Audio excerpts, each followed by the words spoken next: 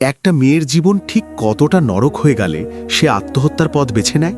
দিনের বেলা শাশুড়ির গালিগালাজ আর রাত নামলেই নেশাগ্রস্ত স্বামীর লাঠির আঘাত। এক হাতে গাঁজার কলকি আর অন্য হাতে শক্ত লাঠি। এভাবেই প্রতিদিন মরিয়মের শরীরটা ক্ষতবিক্ষত হতো। কিন্তু মরিয়ম কি এই অত্যাচার মেনে নিয়েছিল, নাকি গলায় ফাঁস দিয়ে সব যন্ত্রণার অবসান ঘটিয়েছিল? আজ মরিয়মের সেই না বলা গল্পটা আপনাদের শোনাব। গ্যারেন্টি দিচ্ছি, চোখের পানি আটকে রাখতে পারবেন না। গল্পের শুরুটা হয় একটি গ্রামের সাধারণ পরিবার থেকে। মেয়েটির নাম মরিয়ম। নামের মতোই তার চরিত্রে ছিল এক অদ্ভুত পবিত্রতা। দেখতে সে ছিল ভীষণ সুন্দরী, মায়াবী একটা চেহারা।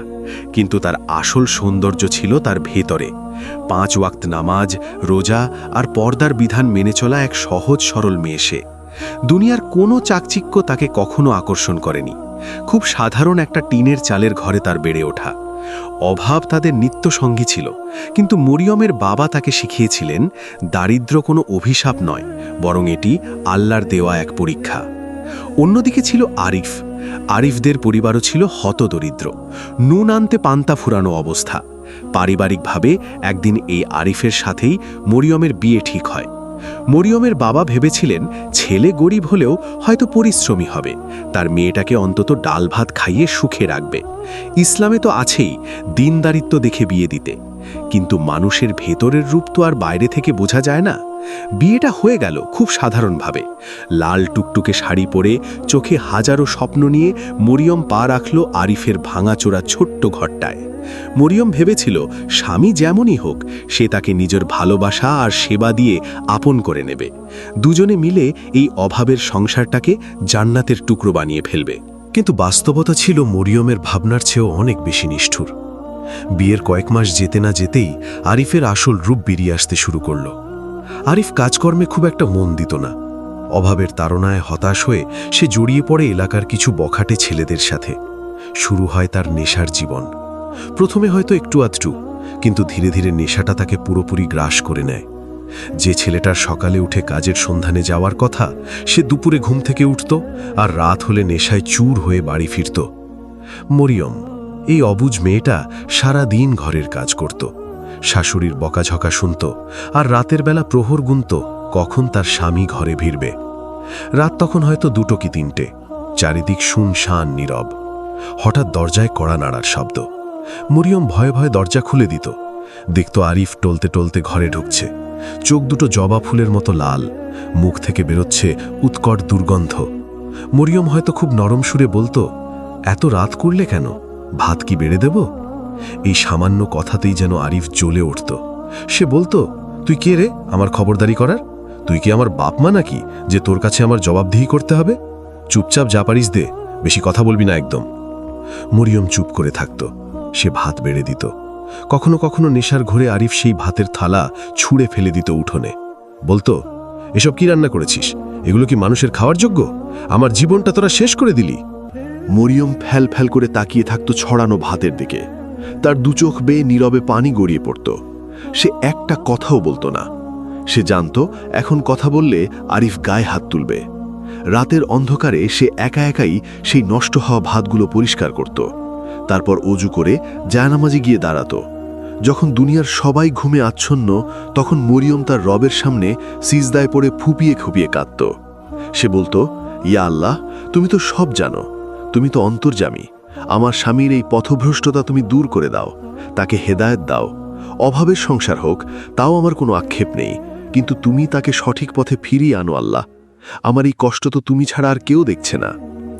এভাবেই কাটছিল দিন। কিন্তু মানুষের পতন যখন শুরু হয়, তখন সে অন্ধ হয়ে যায়। আরিফের জীবনেও তাই হলো। নেশার টাকা জোগাড় করতে গিয়ে আরিফ জড়িয়ে পড়ল আরও নানা খারাপ কাজে। আর এই নেশার জগতেই তার পরিচয় হয় রিনা নামের অন্য এক মেয়ের সাথে। রিনা ছিল মরিয়মের সম্পূর্ণ বিপরীত। উগ্র সাজগোজ, বেপরোয়া জীবনযাপন। রিনাও ওই অন্ধকার জগতেরই একজন ছিল। আরিফ তার মোহে অন্ধ হয়ে গেল। সে ভুলেই গেল যে তার ঘরে একজন পরহেজগার সুন্দরী স্ত্রী তার জন্য অপেক্ষা করছে। আরিফ এখন আর প্রতিদিন রাতে বাড়ি ফিরত না। কখনো 2 দিন, কখনো 3 দিন পর বাড়ি আসত। মরিয়ম জানতে চাইত, কোথায় ছিলে তুমি? আরিফ তখন নির্দয়ভাবে মরিয়মকে মারধর করত। সে বলতো, তোর মতো খ্যাত আর আনস্মার্ট মেয়ের সাথে আমার সংসার করা সম্ভব না। তুই সারাদিন এই বোরকা আর হিজাব পরে ঘরে পড়ে থাকিস, তোকে দেখলে আমার ঘেন্না লাগে। তুই আমার জীবন থেকে দূর হয়ে যা। মরিয়মের বুকটা ফেটে যেত এই কথাগুলো শুনে। একটা মেয়ের কাছে এর চেয়ে বড় অপমান আর কি হতে পারে? সে তো তার স্বামীর জন্যই নিজেকে পবিত্র রেখেছে। সে তো বাইরের জগতের কোনো পরপুরুষকে নিজের মুখ পর্যন্ত দেখতে দেয় না। আর সেই স্বামী তাকে বলছে খ্যাত, তাকে দেখলে নাকি তার ঘেন্না লাগে। মরিয়ম আয়নার সামনে দাঁড়িয়ে নিজের চেহারা দেখত। চোখের নিচে কালি পড়ে গেছে। অযত্নে অবহেলায় সে যেন নিজের বয়সকেও হার মানিয়েছে। কিন্তু সে তো কখনো নিজের জন্য কিছু চায়নি। একদিন গ্রামের এক প্রতিবেশীর কাছ থেকে মরিয়ম জানতে পারল আরিফ নাকি রিনাকে বিয়ে করেছে। খবরটা শুনে মরিয়মের মনে হলো তার পায়ের নিচ থেকে মাটি সরে গেছে। সে স্তব্ধ হয়ে বসে রইল উঠোনের এক কোণে। তার মনে হচ্ছিল আকাশটা ভেঙে পড়ছে তার মাথার উপর। একজন নারীর জন্য তার স্বামীর ভাগ কাউকে দেওয়াটা কতটা যন্ত্রণাদায়ক সেটা শুধু সেই নারীই বোঝে। সেদিন বিকেলে আরিফ বাড়ি ফিরল। সাথে কেউ নেই, সে একাই এসেছে। মরিয়ম কাঁপা কাঁপা গলায় জিজ্ঞেস করল, আমি যা শুনেছি তা কি সত্যি? তুমি কি অন্য কাউকে বিয়ে করেছ? আরিফ কোনো অপরাধ বোধ ছাড়াই খুব স্বাভাবিক ভঙ্গিতে বলল, হ্যাঁ করেছি। তাতে তোর কি? আমার যাকে ইচ্ছা তাকে বিয়ে করব। তুই তো আমার কোনো কাজেই আসিস না। রিনা আমাকে বোঝে। তুই তো শুধু নামাজ আর রোজা নিয়েই পড়ে থাকিস। আমার দুনিয়াদারি তুই কি বুঝবি? মরিয়ম চিৎকার করে কাঁদতে চেয়েছিল। সে বলতে চেয়েছিল, আমি তোমার জন্য কি করিনি? দিনের পর দিন আধপেটা খেয়ে থেকেছি, তোমার গালমন্দ সহ্য করেছি, তোমার মার খেয়ে পিঠের দাগগুলো লুকিয়ে রেখেছি, আর তুমি বলছো আমি তোমার দুনিয়াদারি বুঝি না? কিন্তু মরিয়ম কিছু বলতে পারল না। তার গলা দিয়ে কোনো শব্দ বের হলো না। সে শুধু দুই হাতে মুখ ঢেকে ডুকরে কেঁদে উঠল। আরিফ বিরক্তির সুরে বলল, এই তোর এই কান্নাকাটি বন্ধ কর। আমি রিনাকে নিয়ে এই বাড়িতেই আসব। সেও থাকবে এখানে। তোর মন চাইলে থাকবি, না চাইলে তোর বাবের বাড়ি চলে যাবি। আমার কোনো মাথা ব্যথা নেই। মরিয়মের বাবা অনেক আগেই মারা গেছেন। গরিব বিধবা মায়ের কাছে সে কি করে ফিরে যাবে? মা তো নিজেই অন্যের বাড়িতে কাজ করে পেট চালায়। মরিয়ম বুঝতে পারল এই পৃথিবীতে আল্লাহ ছাড়া তার আপন আর কেউ নেই। পরদিন আরিফ রিনাকে নিয়ে বাড়িতে উঠল। শুরু হলো মরিয়মের জীবনের নতুন আরেক পরীক্ষা। রিনা এসেই বাড়ির মালকিনের মতো আচরণ শুরু করল। সে কোনো কাজ করত না, সারাদিন সেজেগুজে বসে থাকত আর আরিফের সাথে গল্প করত। মরিয়মকে যেন একটা কাজের মেয়ে বানিয়ে ফেলল। মরিয়ম রান্না করত, ঘর মুছত, এমনকি রিনার এঁটো বাসনও তাকে ধুতে হতো। একদিন দুপুরে মরিয়ম রান্না করছে। চুলার ধোঁয়ায় তার চোখ দুটো লাল হয়ে আছে। এমন সময় রিনা এসে বলল, এই মেয়ে, তুমি কেমন রান্না করো? তরকারিতে তো লবণই হয়নি। তুমি কি ইচ্ছে করে এমন করো যাতে আমি খেতে না পারি? মরিয়ম খুব শান্ত স্বরে বলল, আমি তো সব ঠিক মতোই দিয়েছি আপা, হয়তো একটু কম হয়েছে। রিনার সাথে সাথে আরিফকে ডাকল। আরিফ এসে কোনো কিছু না বুঝেই মরিয়মের চুলের মুঠি ধরে তাকে টেনে রান্নাঘর থেকে বের করে আনল। সে চিৎকার করে বলতে লাগল, তুই ইচ্ছে করে রিনাকে কষ্ট দিচ্ছিস, তাই না? তুই তাকে সহ্য করতে পারছিস না। আজ তোকে আমি মেরেই ফেলব। আরিফ একটা লাঠি দিয়ে মরিয়মকে বেধড়ক মারতে শুরু করল। মরিয়ম মাটিতে লুটিয়ে পড়ে শুধু বলছিল, আমাকে মেরো না, আল্লাহর দোহাই আমাকে মেরো না। কিন্তু আরিফের কানে সে কথা পৌঁছালো না। রিনা দাঁড়িয়ে দাঁড়িয়ে হাসছিল। সেদিন মরিয়মের শরীরটা কালশিটে দাগে ভরে গিয়েছিল। সে যন্ত্রণায় কাতরাচ্ছিল, কিন্তু তার শাশুড়ি বা বাড়ির অন্য কেউ তাকে বাঁচাতে আসেনি। রাতের বেলায় আরিফ আর রিনা যখন তাদের ঘরে হাসাহাসি করছিল, মরিয়ম তখন তার অন্ধকার ছোট্ট কুঠুরিতে একা বসেছিল। তার সারা শরীরে প্রচণ্ড ব্যথা। সে ঠিকমতো নড়তেও পারছিল না। কোনো মতে অজু করে সে জায়নামাজে বসল। তার চোখ দিয়ে অঝরে পানি পড়ছিল। সে দুহাত তুলে আল্লাহর কাছে ফরিয়াদ করল, ইয়া রাব্বুল আলামিন, তুমি তো ন্যায় বিচারক। তুমি তো কোনো জুলুমকারীকে ছেড়ে দাও না। আমার এই কষ্টের শেষ কোথায় আল্লাহ? আমি তো তোমার বিধান মেনে চলার চেষ্টা করেছি। আমি তো আমার স্বামীর সাথে কোনো বেইমানি করিনি। তবে কেন আমার জীবনে এত কষ্ট? ইয়া আল্লাহ, আমি আমার সমস্ত অভিযোগ শুধু তোমার কাছে পেশ করছি। আমি আর কোনো মানুষের কাছে বিচার চাই না। তুমি আমাকে ধৈর্য ধারণ করার শক্তি দাও। আমি জানি তুমি ধৈর্যশীলদের সাথে আছো। মরিয়ম তার এই চরম অপমানের মধ্যেও কখনো আরিফের অমঙ্গল কামনা করেনি। সে বিশ্বাস করত হেদায়েত আল্লাহর হাতে। সে শুধু নিজের ঈমান আর ধৈর্যের উপর অটল ছিল। এদিকে আরিফ আর রিনার জীবন তখন পুরোপুরি উচ্ছৃঙ্খল। আরিফ তার জমানো যা কিছু ছিল সব রিনার পেছনে আর নেশার পেছনে উড়াচ্ছিল। সে ভাবত এই তো জীবন, প্রতিদিন নতুন নতুন নেশা, বন্ধুদের সাথে আড্ডা আর রিনাকে নিয়ে ঘুরে বেড়ানো।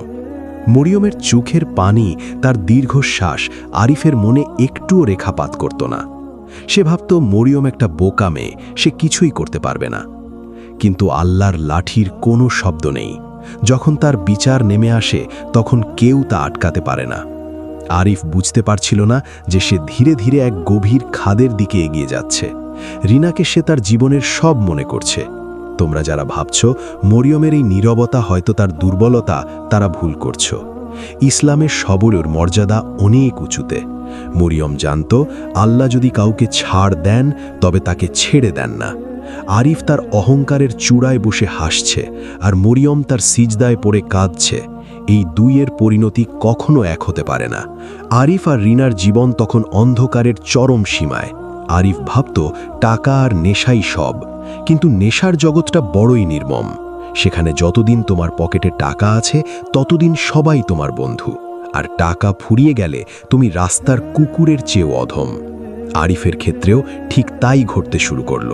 রিনার প্রতিদিনের নতুন নতুন আবদার, দামি শাড়ি, গয়না, আর অন্যদিকে আরিফের নিজের নেশার খরচ জোগাতে গিয়ে আরিফ ধীরে ধীরে নিঃস্ব হতে লাগল। বাড়ির যে সামান্য জমিটুকু ছিল সেটাও সে পানির দরে বিক্রি করে দিল। একদিন রাতের বেলা আরিফ খালি হাতে বাড়ি ফিরল। তার শরীর কাঁপছে নেশার অভাবে, চোখ মুখ বসে গেছে। ঘরে ঢুকতেই রিনা খুব কড়া গলায় জিজ্ঞেস করল, কি ব্যাপার, আজ যে খালি হাতে ফিরেছ? আমি না বলেছিলাম আমার ওই লাল শাড়িটা আজই লাগবে? আরিফ খুব দুর্বল গলায় বলল, রিনা, আমার কাছে আজ কোনো টাকা নেই, আমার শরীরটা খুব খারাপ লাগছে, তুমি আমাকে একটু পানি দাও তো। রিনা মুখটা বাঁকিয়ে বলল, টাকা নেই মানে কি? তোমার কাছে টাকা নেই তো আমি এই ঘরে পড়ে আছি কেন? আমি কি তোমার ওই খ্যাত বউ মরিয়মের মতো বোকা নাকি যে তুমি আমাকে না খাইয়ে রাখবে আর আমি তোমার সেবা করব? যাও, যেখান থেকে পারো টাকা নিয়ে এসো, নইলে আমি কিন্তু এই বাড়িতে আর এক মুহূর্তও থাকব না। আরিফ অবাক হয়ে রিনার দিকে তাকালো। যে রিনাকে সে নিজের জীবনের চেয়েও বেশি ভালোবেসেছিল, যার জন্য সে তার পবিত্র স্ত্রীকে অবহেলা করেছিল, সেই রিনা আজ টাকার জন্য তাকে এমন কথা বলছে। আরিফ বলল, তুমি এ কেমন কথা বলছো রিনা? তুমি তো জানতে আমার অবস্থা, এখন আমার দুর্দিনে তুমি আমাকে ছেড়ে যাওয়ার কথা বলছো? রিনা অট্টহাসি হেসে উঠল। সে বলল, শোনো আরিফ, দুনিয়াটা টাকার, তুমি আমাকে টাকা দিয়েছ, আমি তোমার সাথে থেকেছি, এখন তোমার পকেট খালি, তোমার সাথে আমার কোনো সম্পর্ক নেই। তোমার মতো একটা নেশাখোর ফকিরনিকে কে ভালোবাসবে শুনি? রিনার প্রতিটি কথা আরিফের বুকে যেন তীরের মতো বিঁধছিল। আরিফ কিছু বলার আগেই রিনা তার ব্যাগ গোছাতে শুরু করল। ঘরে থাকা আরিফের মায়ের শেষ যে গয়নাটুকু অবশিষ্ট ছিল আর ড্রয়ারে রাখা সামান্য কিছু টাকা, সব সে নিজের ব্যাগে ভরল। আরিফ বাধা দেওয়ার চেষ্টা করল, কিন্তু দুর্বল শরীরে সে রিনার সাথে পারল না। রিনা আরিফকে ধাক্কা দিয়ে মাটিতে ফেলে দিয়ে দরজা খুলে বেরিয়ে গেল, চিরদিনের জন্য। আরিফ মেঝেতে পড়ে রইল। তার সারা শরীর ব্যথায় টনটন করছে। নেশার অভাবে তার মাথা ছেড়ে যাচ্ছে। সে চিৎকার করতে চাইল, কিন্তু গলা দিয়ে কোনো শব্দ বের হলো না। এই সেই আরিফ যে একদিন নিজের স্ত্রীকে লাঠি দিয়ে পিটিয়েছিল, আর আজ সে নিজে মাটিতে পড়ে ধুঁকছে। পরপর কয়েকদিন কেটে গেল। আরিফ ঘর থেকে বেরোতে পারে না। তার বন্ধুরা, যাদের পেছনে সে এতদিন টাকা উড়িয়েছে, তারা কেউ একবারের জন্য তার খোঁজ নিতে এলো না। আরিফের জ্বর এতটাই বেড়ে গেল যে সে প্রলাপ বকতে শুরু করল। ঘরে খাওয়ার মতো একদানা চালও নেই। চারিদিকে শুধু অন্ধকার আর এক অদ্ভুত নীরবতা। আরিফের একাকিত্বের সেই মুহূর্তগুলোর কথা একটু কল্পনা করো তোমরা। চার দেয়ালের মাঝে এসে একা পড়ে আছে। তার মনে পড়ছে অতীতের কথাগুলো, কিভাবে সে মরিয়মকে কষ্ট দিয়েছে, কিভাবে সে ওই সামান্য ভাতের থালা ছুঁড়ে ফেলে দিত। মরিয়মের চোখের সেই নীরব ভাষা সে সেদিন বোঝেনি। আজ যখন তার নিজের কেউ নেই, আজ যখন সে মৃত্যুর প্রহর গুনছে, তখন তার মনে হচ্ছে এই পৃথিবীতে আসলেই তার আপন বলে কেউ ছিল না, শুধু ওই মেয়েটা ছাড়া। কিন্তু মরিয়ম তো এখন তাকে ঘৃণা করে, সে কেন আসবে তার কাছে? আরিফ চোখ বন্ধ করল। তার মনে হলো এটাই হয়তো তার শেষ পরিণতি। কিন্তু ইসলাম তো আমাদের অন্য কিছু শেখায়। ইসলাম হলো ক্ষমার ধর্ম। মরিয়ম, যে মেয়েটা এতদিন অন্য ঘরে নীরবে দিন কাটাচ্ছিল, সে একদিন খেয়াল করল আরিফের ঘর থেকে কোনো সারশব্দ আসছে না। সে ধীর পায়ে আরিফের ঘরের দরজার কাছে গেল। দরজাটা ভেজানো ছিল। সে হালকা ধাক্কা দিয়ে ভেতরে ঢুকতেই দেখল আরিফ মেঝেতে পড়ে আছে। তার শরীর জ্বরে পুড়ে যাচ্ছে আর মুখ দিয়ে ফেনা বেরোচ্ছে। যে কোনো সাধারণ মেয়ে হলে হয়তো সেদিন হাসত, হয়তো ভাবত যেমন কর্ম তেমন ফল। কিন্তু মরিয়ম তো সাধারণ কেউ নয়। তার অন্তরে ছিল আল্লাহর ভয় আর অপার করুণা। সে দৌড়ে গিয়ে আরিফের মাথার কাছে বসল। আরিফের মাথাটা নিজের কোলে তুলে নিল। আরিফ তখনও ঘোরের মধ্যে আছে। মরিয়ম দ্রুত পানি এনে আরিফের মাথায় জলপট্টি দিতে শুরু করল। সে নিজের ছেঁড়া আঁচল দিয়ে আরিফের মুখটা মুছে দিল। আরিফের যখন একটু একটু করে জ্ঞান ফিরছে, তখন বাইরে মুষলধারে বৃষ্টি শুরু হয়েছে। ঘড়ির কাঁটায় তখন রাত ৩টে। আরিফ চোখ মেলে দেখল ঘরের এক কোণে একটা ম্লান আলো জ্বলছে, আর সেই আলোতে মরিয়ম জায়নামাজে বসে আছে, তার হাত দুটো আল্লাহর দরবারে তোলা। আরিফ খুব কষ্ট করে শোনার চেষ্টা করল মরিয়ম কি বলছে। সে ভেবেছিল হয়তো মরিয়ম তার মৃত্যুর জন্য আল্লাহর কাছে দোয়া করছে। কিন্তু মরিয়ম ফুপিয়ে ফুপিয়ে কাঁদছিল আর বলছিল, ইয়া আল্লাহ, তুমি দয়ালু, তুমি মেহেরবান, তুমি আমার স্বামীকে মাফ করে দাও আল্লাহ, তাকে তুমি এই রোগ থেকে মুক্তি দাও। সে না বুঝে ভুল করেছে, শয়তানের ধোকায় পড়ে সে পথ হারিয়েছিল, কিন্তু তুমি তো হেদায়েতের মালিক, তুমি তাকে সুস্থ করে দাও আল্লাহ। আমি তার ওপর কোনো রাগ রাখিনি, তুমি তাকে তোমার রহমতের ছায়ায় আশ্রয় দাও। কথাগুলো আরিফের কানে পৌঁছতেই তার বুকের ভেতরটা যেন দুমড়ে মুচড়ে গেল। এ কি শুনছে সে? যে মেয়েটাকে সে পশুর মতো পিটিয়েছে, যে মেয়েটার চোখের ঘুম সে হারাম করে দিয়েছিল, সেই মেয়েটা আজ গভীর রাতে তার জীবনের জন্য আল্লাহর কাছে ভিক্ষা চাইছে। আরিফের দুচোখ বেয়ে অঝরে পানি পড়তে লাগল। অনুশোচনায় তার বুকটা ফেটে যাচ্ছিল। সে আর চুপ থাকতে পারল না। সে দুর্বল গলায় ডাকল, মরিয়ম। মরিয়ম চমকে পেছনে তাকালো। সে দ্রুত জায়নামাজ থেকে উঠে আরিফের কাছে এলো। খুব নরম গলায় বলল, আপনি উঠেছেন? আপনার কি খুব কষ্ট হচ্ছে? আমি কি একটু গরম পানি করে দেব? আরিফ মরিয়মের হাত দুটো জড়িয়ে ধরল। যে হাত দুটোতে একদিন সে আঘাতের দাগ এঁকে দিয়েছিল, আজ সেই হাত দুটো ধরেই সে হাউমাউ করে কেঁদে উঠল। সে বলল, মরিয়ম, আমাকে তুই মাফ করে দে। আমি অন্ধ হয়ে গিয়েছিলাম। আমি চিনতে পারিনি তুই কে। আমি একটা পশুর চেয়েও অধম। আমি তোর জীবনটা নষ্ট করে দিয়েছি। তুই কেন আমার জন্য দোয়া করছিস? আমাকে মরে যেতে দে মরিয়ম, আমার বাঁচার কোনো অধিকার নেই। মরিয়মের চোখ দিয়েও তখন পানি ঝরছে, কিন্তু সে খুব শান্ত স্বরে বলল, আপনি এসব কি বলছেন? আপনি আমার স্বামী। আপনার বিপদে আমি যদি পাশে না থাকি, তবে কাল হাসরের ময়দানে আমি আল্লাহকে কি জবাব দেব? আমি তো আপনাকে অনেক আগেই মাফ করে দিয়েছি। আপনি আমার কাছে নয়, আল্লাহর কাছে ক্ষমা চান, তিনি তো ক্ষমাশীল। আরিফ সেদিন বুঝতে পারল সত্যিকারের সৌন্দর্য কোথায় লুকিয়ে থাকে। রিনার বাইরের চাকচিক্য ছিল একটা ফাঁদ, আর মরিয়মের ভেতরের ঈমান হলো একটা বিশাল আশ্রয়। আরিফ সেদিন বিছানা থেকে উঠে অজু করল। দুর্বল শরীর নিয়েই সে জায়নামাজে দাঁড়াল। জীবনে প্রথমবার আরিফের সিজদা ছিল সম্পূর্ণ আন্তরিক। সে সিজদায় পড়ে অঝরে কাঁদল। সে আল্লাহর কাছে নিজের অতীতের সমস্ত গুনাহের জন্য তওবা করল। সে বলল, হে আমার রব, আমি এক চরম সীমালঙ্ঘনকারী। আমি নিজের আত্মার ওপর জুলুম করেছি। তুমি যদি আমাকে ক্ষমা না করো, তবে আমি ধ্বংস হয়ে যাব।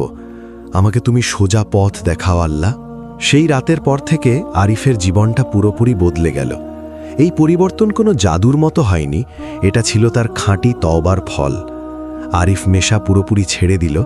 প্রথম তার খুব কষ্ট হতো, শরীর কাঁপত, কিন্তু মরিয়ম তাকে এক মুহূর্তের জন্য একা ছাড়েনি। সে আরিফকে কোরআন পড়ে শোনাতো, তাকে সাহস দিত। সুস্থ হওয়ার পর আরিফ নতুন করে জীবন শুরু করার সিদ্ধান্ত নিল। সে বুঝল হালাল উপার্জনের মধ্যে যে বরকত আছে, হারামের মধ্যে তা কখনো থাকে না। সে গ্রামে একটা ছোট কাজ জোগাড় করল, দিনমজুরের কাজ। যে আরিফ একদিন অহংকারে মাটিতে পা ফেলত না, সে আজ রোদে পুড়ে ঘাম ঝরিয়ে মাটি কাটার কাজ করতে লাগল। দিন শেষে যখন সে তার ঘামে ভেজা সামান্য কিছু টাকা নিয়ে ঘরে ফিরত, মরিয়ম হাসি মুখে তাকে বরণ করে নিত। এখন তাদের রাতের চিত্রটা একদম অন্যরকম। এখন আর আরিফ মাতাল হয়ে গভীর রাতে ফেরে না। এখন তারা স্বামী স্ত্রী দুজনে মিলে একসাথে তাহাজ্জুদের নামাজে দাঁড়ায়। আরিফ যখন কোরআন তেলাওয়াত করে, মরিয়ম তখন নীরবে শোনে। অভাব এখনও তাদের সংসারে আছে, কিন্তু সেই অভাবের মাঝে এখন একটা ঐশ্বরিক প্রশান্তি বিরাজ করে। একদিন আরিফ কাজ থেকে ফিরে দেখল মরিয়ম উঠোনে বসে একটা পুরনো শাড়ি সেলাই করছে। আরিফ তার পাশে গিয়ে বসল। মরিয়মের হাতের দিকে তাকিয়ে খুব মায়ামাখা গলায় বলল, মরিয়ম, আমি হয়তো জীবনে তোকে কোনো দামি শাড়ি বা গয়না দিতে পারবো না, কিন্তু আমি তোকে কথা দিচ্ছি আমার জীবনের শেষ দিন পর্যন্ত আমি শুধু তোরই থাকব। তোর চোখের এক ফোঁটা পানিও আমি আর কখনো পড়তে দেব না। মরিয়ম মাথা নিচু করে হাসল। সে বলল, আমার তো দামি শাড়ি বা গয়নার কোনো প্রয়োজন নেই। আমি তো শুধু একটা হালাল আর শান্তির সংসার চেয়েছিলাম। আল্লাহ আমার সেই দোয়া কবুল করেছেন। এর চেয়ে বড় পাওয়া একজন নারীর জীবনে আর কি হতে পারে? তোমরা যারা এই গল্পটা শুনলে তারা কি বুঝতে পারছো জীবনের আসল অর্থটা কোথায়? আমরা সবাই দুনিয়ার মোহে পড়ে বাইরের চাকচিক্য দেখে আসল হীরাটাকে চিনতে ভুল করি। রিনার মতো মোহ আমাদের জীবনে অনেক আসবে, যা সাময়িকভাবে খুব আকর্ষণীয় মনে হবে, কিন্তু দিন শেষে যখন তুমি ভেঙে পড়বে, যখন দুনিয়ার সব আলো নিভে যাবে, তখন মরিয়মের মতো একটা পবিত্র চরিত্রই তোমাকে অন্ধকারের হাত থেকে বাঁচাবে। জীবনটা খুব ছোট। অহংকার, রাগ আর অবহেলা দিয়ে এই জীবনটাকে নষ্ট করো না। ভালোবাসতে শেখো, হালালভাবে জীবনযাপন করতে শেখো। দেখবে এই ছোট্ট দুনিয়াটাই তোমাদের কাছে জান্নাতের মতো মনে হবে। আল্লাহ আমাদের সবাইকে সঠিক পথ বোঝার এবং সেই পথে চলার তৌফিক দান করুন। আমিন।